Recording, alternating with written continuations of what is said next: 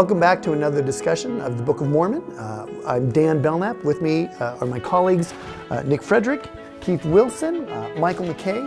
These two from Ancient Scripture, and Michael representing from Church History and Doctrine is with us. And today we're talking about the translation of the Book of Mormon in this dispensation, as well as the transmission and the different versions of the Book of Mormon. So that's where we're going to get. And so I wanted to start with the question, what exactly is translation? And so when I think of translation, as someone who comes at it from an ancient text perspective, I have the text that I need in front of me. I've got the original text, and then I have my grammars and my dictionaries or whatever I need to do to be able to translate the text. But that doesn't seem to be how Joseph Smith is translating the Book of Mormon. Mike, I thought I'd start with you on this one. What is translation? What does translation mean to Joseph Smith? So I think according to the individuals who watched it, so Emma and Martin Harris and David Whitmer and others, as they watch it, they can see that Joseph isn't addressing the gold plates. And so we have these witnesses who are watching him, and it's quite a wonderful process. They see it as something extremely inspiring. They see it as the way that we understand why it's true. And they don't address the plates. Joseph Smith is getting a message, and that message, he says, is from God. And the message that he gets, he delivers, and someone writes it down as he dictates that message. And so when you talk about a traditional translation, it is not a traditional translation. It's something more like the transfer of information from God. So here we have one of these, a replica of the brass plates, Nick, correct?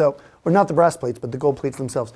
So our understanding of the translation process is he wasn't looking at this text, correct? Right. So he's got it covered. So Keith, I'm just wondering, based on that, what is the function of the plates then in this translation process if they're not actually looking at them? Great question to wrestle with. I think that we have to realize that the plates are a physical element of God speaking to man. And by that I mean God speaks to man, but what does man do? Does he just pass it on verbally? No. Man is commanded. Adam was commanded to write down, keep a book of remembrance. When Lehi has his vision right at first, what does it do? It happens because he's handed a book. And all of a sudden, he's filled with the Spirit and knowledge. So the physicality of the plates is a fascinating topic to think about, because we used to think of Joseph just translating for word with the glasses on. But now, when we combine more accounts together, we realize that it was almost like those were a physical sign that a book was being brought forth, but given time, he did not even need to use the plates. So that brings me to a question, and maybe I'll address this one to you, Nick. What do you think it is that, if that's the function of the plates, why don't we have more people actually seeing the physical plates? Does that make sense? If the function of these plates was to show that bridge in terms of prophetic continuity, we don't necessarily have a lot of people that have actually seen these plates in this dispensation. Would that be correct? Yeah, you have the accounts by the 3 witnesses, you have the accounts by the 8 witnesses, you have accounts by others. Emma's claim that she, rustles the plates under the cloth, others who have seen them. But no, there really isn't an attempt to make the knowledge, the physical knowledge, the handling the plates be a widespread process. That just isn't part of why the plates seem to exist in this dispensation. Yeah, there's a point after the book, when the Book of Mormon's in press, so they're printing it. This physician named Blatchley, last name Blatchley, he starts writing about it in the newspaper. And he says, well, why can't you just let me see it and examine it? Now the other ones, they didn't have the skills to examine the language even when they looked at it. This was a person who wanted to examine it seriously. And the point that he made is the only way that I can actually address the truthfulness of that book, Blatchley, is if I actually read its pages and trust that it did come from the actual gold plates. And quite frankly, that's what the Book of Mormon does. It's a challenge. Moroni says, if you read its words, you will know the truth of it by the Spirit. And that's quite a challenge. So the death of the plates, or the losing of the plates, the inability to address the plates academically, inspire a very religious process in which the text has to be addressed rather than this physical, very real experience. Instead, you have to have this sort of metaphysical, spiritual experience that allows you to have a witness. Yeah, the historicity of the book is, you don't have that as an option. That's now off the table, right? So you now have to confront and deal with the text and the scripture message of these prophets on the page. So asking this question, as we're talking about witnesses, particularly material witness, right? Physical objects that act as witness. What are we to make of the witness of the three as well as the witness of the eight? What's similar between those? What's different between those? What is the function of those two different types of witnesses? Keith, I don't know if you've thought about that before. Yeah, I have. And to me, the concept of witnesses, especially the 3 and the 8 witnesses, is such an inspiring thing about the coming forth of the Book of Mormon. It just stuns me that these people that were commoners, I mean, look at who they are. Oliver is a person that he's the only one with any degree of education. Martin is the one with financing, and David Whitmer is the one that has lodging. And they're called forth as witnesses, and they bring really common traits to the table, and yet they become pretty uncommon in the way they support this. In the 3 witnesses, they're experiencing, they hear the voice of the angel, okay, and then they talk about the voice of God there, and then they actually, or the things are shown to them. Now the 8 witnesses, they don't have the angelic presence from the way I remember it, but they do heft them and see them and handle them. Yeah, and I think looking at those, going off of that, there is that difference, right? The first one, the testimony of 3 witnesses, I mean, they're both seeing the same thing. They're seeing this record and they're seeing the plates and they see the engravings.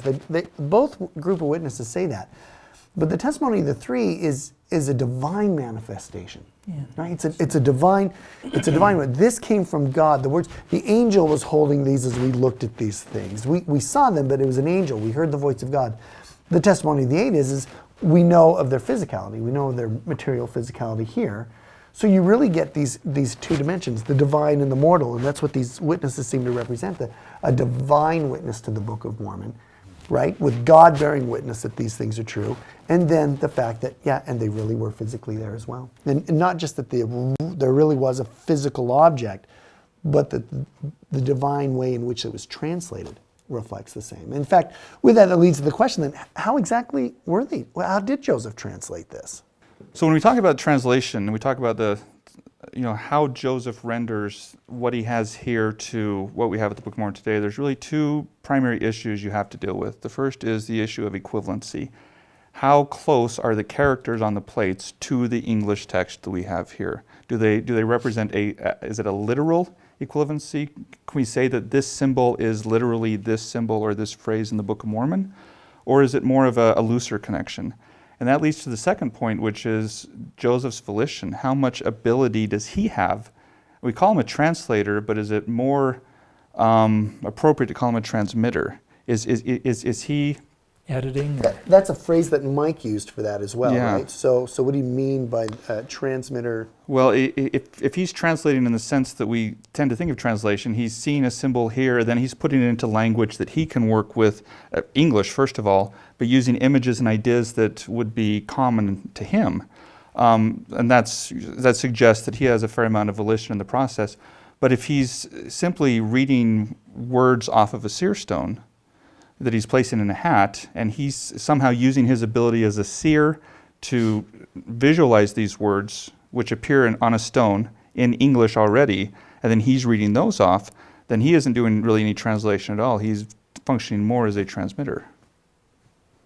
So isn't there textual evidence that he's using the whole wide array of what you just mentioned? That sometimes his knowledge and understanding are entering into the text, and I guess what I'm referring to there is the end of Jacob, where he says, "Brethren, I bid you adieu." I mean, let's face it, it's French. It's coming out of what, 14th or 15th century, whenever modern French was introduced. And yet at other times, there's evidence, isn't there, that the words are being spelled out. Yeah, so a linguist at Brigham Young University, Royal Skousen, has done a lot of work with this. And Royal's kind of come to 3 primary conclusions. The first is that Joseph sees a text. He sees the words of the text somehow in front of him. and then he reads those off, and Oliver Cowdery writes them down. His second finding is that there are underlying Hebraic linguistic ideas, kind of plates of brass versus brass plates, or if-and statements function kind of conditionally, that somehow get into the English of the Book of Mormon, which would make sense if there's some underlying Semiticisms underneath the text. It would make sense for the Book of Mormon coming from a Semitic background. But the third thing that he kind of concludes is that the English of the Book of Mormon, the King James English, is not 19th century, it's not 18th century, it's 16th and 17th century English. And so to him that suggests that Joseph is not the one who's constructing the English of the text, that the English construction of the text is coming from somewhere 200 or 300 years earlier, just based upon the English vocabulary. Interesting. I think it's tricky though to demonstrate, I think. Right? It's a theory. It's one way of looking at it. And let's face it, there is no foolproof, solid way of viewing translation that accounts for everything. Really, when we talk about translation, what we're talking about is transmission. We can't really say anything about the translation process, how this becomes English. We can't really say that. All we can say is that Joseph may have been reading words. Or when it comes to spelling out names, he had to spell out names to Oliver Cowdery. For example, Coriantumr is one of the more famous ones. When Oliver writes it down the first time, he ends it with T-U-M-M-E-R. And Joseph somehow knows that's spelled wrong, and so he tells Oliver the right way to spell it, T-U-M-R. So somehow he has a sense for what's being written down. That doesn't tell us at all how he gets Coriantumr off of the plates. I think we go back to this original statement that Joseph makes about, I did it by the gift and power of God. And then you have to start to unpackage that. I believe there's progression. He's actually learning more and more to understand the Spirit and to bring forth the text that way. And so it just seems to me like there is a progression, and if his life isn't in line, then boy, that progression just stops right there, and he can't translate, And it's very indicative of how you feel when you don't feel the Spirit, You get those blank spots. Well, and is Joseph the only one engaged in this, right? I mean, so as we look at the translating process, there's Joseph, but we have another figure that's engaged in all of this too, right? We've got a scribe, right? What's the role of the scribe in this translation process? I mean, this might go towards what you were saying before too, so we have Oliver Cowdery, who certainly has been told in D&C 6 that he has the same gift as Joseph Smith. But he isn't able to translate like Joseph Smith. And we don't know exactly what that was, and we often turn it to, well, because it says in your heart, in your mind, in your heart, right? But it also gives this indication that he didn't try very hard, right? He didn't actually focus. I mean, I don't think this process is just a simple process of being in the right frame of mind, but there's also, like Joseph had taken off characters. He had gone and tried to find a secular translation. He had taken them to people who would have known how to translate those words. And this is a lot of effort. Apparently he even makes an alphabet from the characters on the gold plates to get them translated. Like, he's thinking very deeply about this. And so, like, honing in on how Joseph focused or gained the Spirit, I think it's a more complex process. I think just being angry at Emma is a very good trope to match some of the other stories, right? Like, where if you're not in tune, then you can't do this. And so it's a late story, and it matches the other kinds of references to this. But as Joseph translates other records, he seems to invest a whole lot into it. He seems to take his time. He seems to try every different effort. He seems to think he can translate. At one point he learns Hebrew so he can do these things. And so I think we're talking about a complex process that includes both a secular knowledge, a sense of work, and an alignment with God in the translation. I don't think we should give a simple answer to that question. I think we should make it more complicated, because if it was simple, Oliver would have done it. He has the same gift according to D&C 6. So having discussed the translation process, the transmission process, how Joseph has received this, this material that we call the Book of Mormon now, the plates that we have, the Book of Mormon itself has changed, right? I mean, the English version of the Book of Mormon has changed. So not only do we have the text of the Book of Mormon being translated in English, since Joseph Smith does that in 1830, right, publishes it, we have other versions of the Book of Mormon. And those are probably important for us to understand as well, right? So Nick, what do we need to know about the versions of the Book of Mormon? Okay. So backing up just a little bit, the earliest edition we have of the Book of Mormon, the manuscript that Joseph Smith recites to Oliver Cowdery, that Oliver writes down, is the original manuscript, which about 28% still remains today. The majority of it's been lost. When it was time to publish the Book of Mormon, Joseph asks Oliver to write down a second copy, a copy of the original manuscript, which is then taken to the printer, which is called the printer's manuscript, and the majority of that survives. The church purchased it. And so it's the printer's manuscript that's taken, for the most part, to John Gilbert when he sets the type. And John Gilbert goes through and he adds the punctuation, he capitalizes letters, he puts paragraph breaks in there. So he's really an unsung hero of a lot of the text of the Book of Mormon. And so what he produces then is this 1830 edition based off the printer's manuscript. In 1837, which is this edition right here. Let me slide this out of the way so that you can use that. How's that sound? You'll notice it's So we're done with the plates We're then. done with the plates. much smaller than the 1830 edition. The intent was that missionaries would be able to much easily be able to carry that around. It could go in someone's pocket, so it's a much more maneuverable text. And Joseph goes through and makes several thousand changes, most of which are grammatical, lining up verb tenses, is versus are, things like that, changing the spelling of words. So for the 1837, Joseph and Oliver used the printer's manuscript to compare to make most of the changes. By 1840, when Joseph goes back to do another edition, Oliver's left the church in 1838. He takes the printer's manuscript with him. And so Joseph, when he does his 1840 edition, right here, uses the original, goes back to the original manuscript a little bit, but relies on the 1830 manuscript by and large. And he does make, again, a lot of spelling, a lot of grammar changes. A couple of interesting ones he makes here are the passages in 2 Nephi chapter 30 about the Lamanites becoming white and delightsome. He changes this to pure and delightsome. For again, we don't know why. Perhaps he felt like this was a clarification that needed to be made. Okay, and of course this was put into our edition in the 1981 Book of Mormon. So which one is being used for the saints and the missionary laborers? So, right, they start doing missionary work in England or in Europe at some point. So which one are they using there? So when they produced the first Book of Mormon in Liverpool in 1841, which is this one right here, they don't have access to the 1840. They used the 1837. It was still being put in press. Okay. And so they used the 1837. So every Book of Mormon subsequent to the 1837 uses the 1837 edition, even though Joseph had made a more updated version. So everything else is, the 1841 Liverpool edition is going to be the standard text for subsequent Book of Mormon. So it jumps from 37 to 41 over the 40.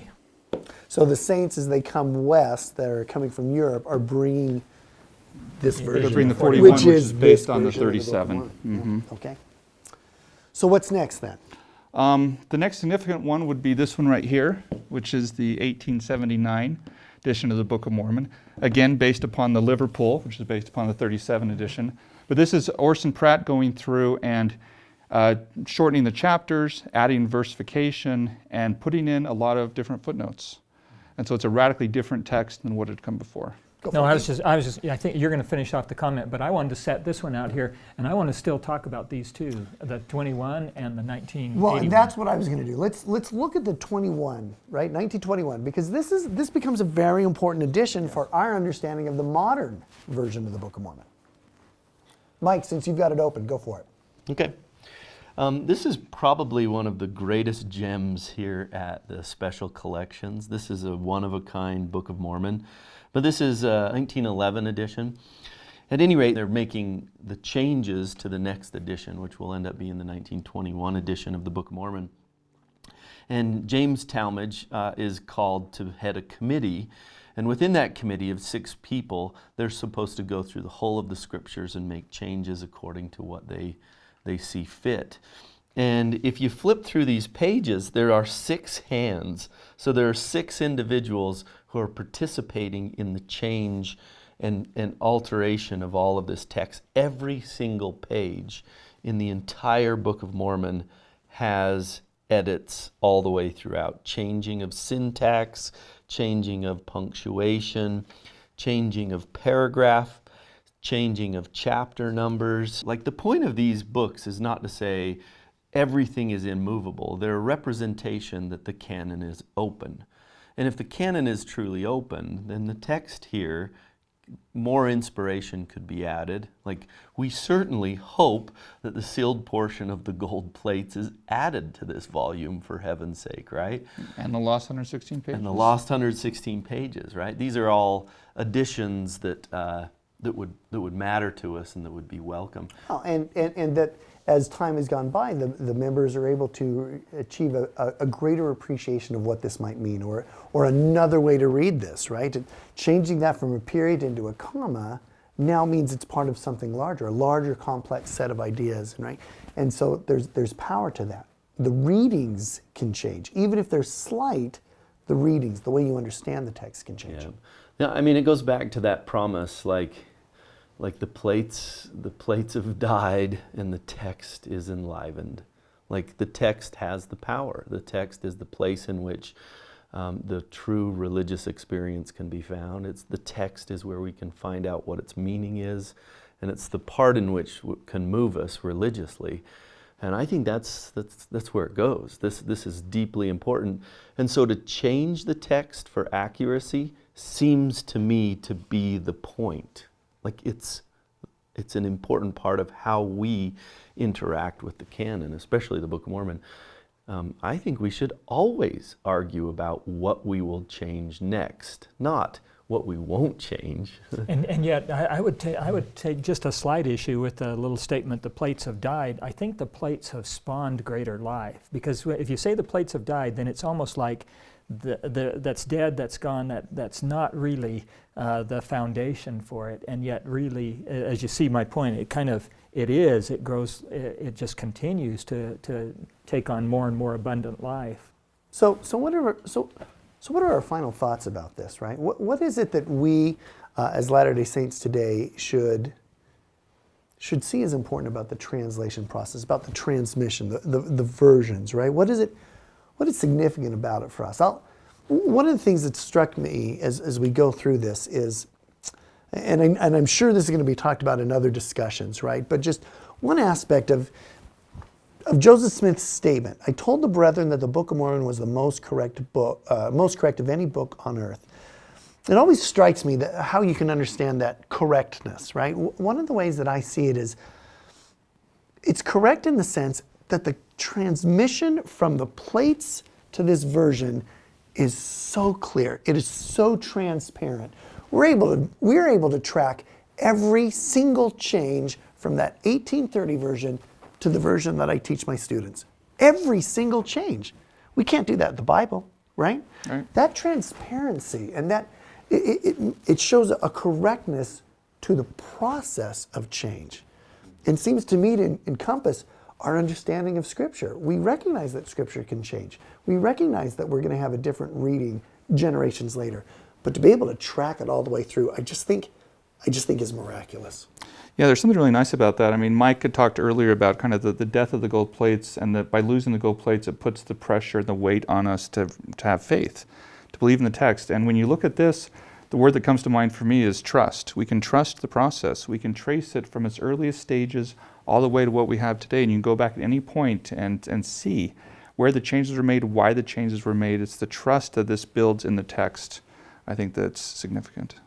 You know, the point that I love to think about when you see this whole array here and the process is there's quite a bit of change in it, but it's dynamic. It's dynamic, and right from the gold plates themselves right up to this one. And I think of the first time that I felt a witness of the Book of Mormon when I was 15 years old, and I was helping my scoutmaster teach a non-member about the church, and he asked me if I had a testimony of the Book of Mormon. And as I explained my feelings about the Book of Mormon and the passages I've been reading, I can remember such a witness coming into me.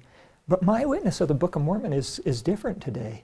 It's also dynamic as I teach my students and I see the challenges they have. And I love the fact that this process is really, as you said, open canon, but a revelatory process that continues in each one of our lives. Yeah, I think adding to those very nice sentiments, I think I realized there was a realization to me when I was on my mission, and I offered the Book of Mormon up to an individual, and he read a passage of it, and when I got back, he had decided that it was true. He didn't know what it was. He didn't know what it said. He didn't know what I was teaching, and he didn't know what he was in for. And yet, for me as a young missionary, I remember thinking, there's something remarkable about that book. If someone who has no reason to, like, he doesn't have a cultural pressure to believe that it's true. He doesn't have these overwhelming needs that I might have as a Utah Mormon of culturally, but he found something in there and an experience as he read that text that changed his life. He decided to stop drinking, decided to stop smoking, he decided to marry his wife, and eventually he decided to baptize 15 of his family members. So that may just be some kind of anecdotal story, but I think it's a little more than that. I think people who are earnest about reading that book find something special in it. And regardless of how you want to describe it, sentimentally or intellectually, it is still fulfilling. Well, I want to thank you guys for having this discussion. This has been wonderful. I've learned a lot, and it's been a good experience. And we'd like to thank you for being with us, and we'll see you in the next discussion.